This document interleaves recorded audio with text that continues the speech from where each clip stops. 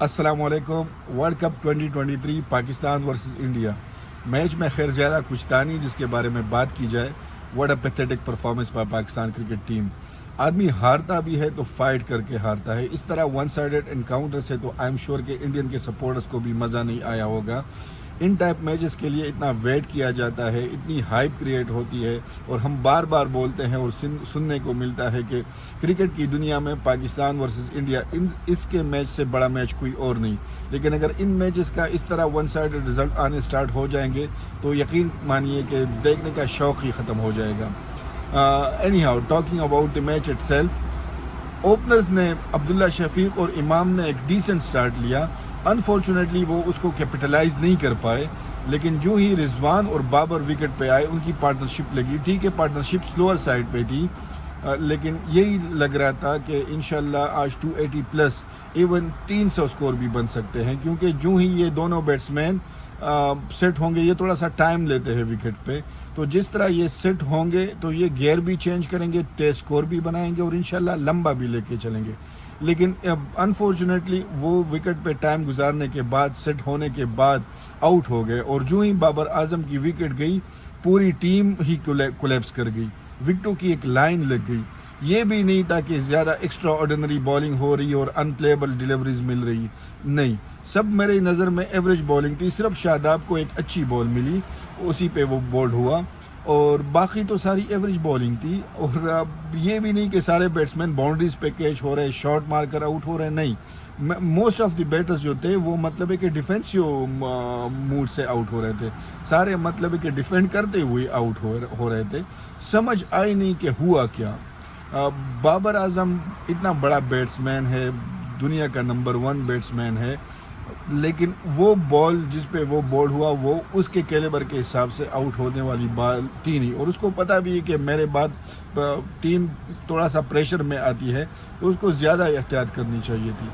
باقی جہاں پہ 152 پہ 2 آؤٹ تھے, ادھر پوری ٹیم ہی مطلب ہے کہ 191 پہ ساری آؤٹ ہوگی. سمجھ سے بالا تر ہے. پتہ نہیں کہ پاکستان جو بیٹر ہے ان کے پاس سکلز کی کمی ہے یا پریشر نہیں ہینڈل کر پا رہے. یقین کرے یہ سمجھ نہیں آ رہی. اینی ہاؤ, اتنا چھوٹا ٹارگٹ اور اتنے مطلب بڑے میچ میں ڈیفینڈ کرنا تھوڑا سا مشکل بھی ہے, اور آج کل ہماری جس طرح بولنگ کی پرفارمنس ہے تو پھر تو ناممکن ہی ہو جاتا ہے. کیونکہ یقین کریں ہمارے جو فاسٹ بولرز ہیں ان کو اگر سوئنگ یا سیم نہ ملے کسی وکٹ پہ, یعنی سپورٹ نہ ملے وکٹ سے, تو پھر وہ مطلب ہے کہ ان کے لیے مشکل ہو جاتی ہے. جس طرح ہی روہت شرما نے چارج لیا, سب ڈیفینسیو مائنڈ سیٹ سے آ گئے, دوسرے تیسرے اوور سے ہی چینج آف پیس کرنا سٹارٹ کر گئے. لیکن what a brilliant innings by Rohit Sharma, match کو پورا ون سائیڈڈ ہی کر لیا تھا. Talking about Pakistan journey up to now in this world cup, Pakistan نے ابھی تک 3 میچز کھیلے ہیں. پہلا میچ نیدرلینڈ سے جیتے, سیکنڈ میچ سری لنکا سے جیتے. نیدرلینڈ سے ٹو ٹیل یو آنیسٹلی اتنا کمپریہنسیولی ہم نہیں جیت پائے. سری لنکا کے میچ میں بھی ٹھیک ہے ہسٹوریکل چیز ہوا, but that was brilliant performance by Abdullah Shafique and Rizwan. ان دونوں کی انڈیویجول پرفارمنس سے ہم میچ جیت پائے. باقی ہمارے فاسٹ بالروں کی پتہ نہیں پیس کہاں چلی گئی ہے. جہاں شاہین 140 پہ بال کرتا تھا وہ آج کل 130 کے آس پاس ہی بالنگ صرف کرتا ہے. اور جہاں اگر شاہین زیادہ لیتل تھا نا, اس کی ٹھیک ہے وہ ان سوئنگنگ ڈیلیوری ہے, لیکن اگر ان سوئنگنگ ڈیلیوری 140 پہ آئے گی تو وہ زیادہ مشکل ہوگا نسبتاً اگر وہ 130 پہ آئے گی. تو شاہین کو اپنے پیس پہ کام کرنا پڑے گا, اور دوبارہ سے ہمیں وہی شاہین چاہیے, وہی 140 سے اندر آتی ہوئی گیند LBW یا بولڈ, وہی شاہین ہمیں چاہیے. اور انشاءاللہ وہ آگے میچز میں ہمیں دیکھنے کو ملے گا. اور نسیم شاہ کی انفارچونیٹ انجری کے بعد تو حسن علی کو تو ابھی کیا کہہ سکتے ہیں. حسن علی جیسا تیسا بھی ہے, اس کو مطلب ہے کہ اللہ کرے کہ وہ شاہین وکٹیں لے تو اس پہ پریشر کم ہوگا اور وہ تھوڑی بہت اچھی بالنگ نکال پائے گا. اچھا, حارث روف صاحب کو بھی نئے گیند سے تھوڑی سی اچھی بالنگ کرنی پڑے گی. پرانے گیند سے وہ بیسٹ بالنگ کرتا ہے, لیکن نئے گیند سے تھوڑے بہت ایشو ہے. حارث روف صاحب step up, we need your best please. آگے میچز میں آپ سے تگڑی پرفارمنس کی امید ہے, اور you are a fighter, you can do that.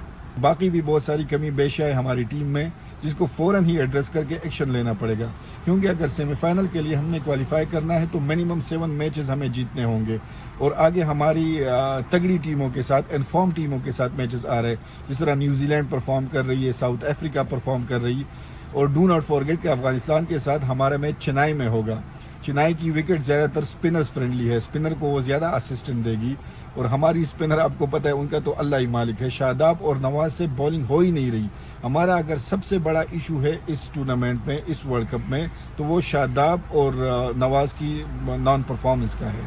تو اس پہ میرے خیال میں بہت جلدی ایکشن لینا پڑے گا. جس طرح فخر زمان کو ہم نے چینج کر کے عبداللہ شفیق کو لے گئے, عبداللہ شفیق نے پروف کر دیا, اس طرح ہم نے جس طرح اسامہ میر ہمارے پاس بینچ میں ہے اس کو لے کے آنا پڑے گا انسٹیڈ آف نواز اور شاداب. یہ ڈیسیجن ہمیں جلد سے جلد لینا پڑے گا, اور I think next match onwards Usama Mir کو کھلانا چاہیے. اور اینڈ میں یہی ہماری دعائیں بھی ہے, امیدیں بھی یہی ہے کہ انشاءاللہ Pakistani team will come back stronger. وہ اسٹرانگ کم بیک کرے گی, اور وہ کیا بولتے ہیں کہ تم جیتو یا ہارو ہمیں تم سے پیار ہے, لیکن کم آن اگر ہارو بھی تو فائٹ کر کے ہارو. اس طرح ون سائیڈڈ کبھی بھی نہ ہارو پلیز, فار گاڈ سیک.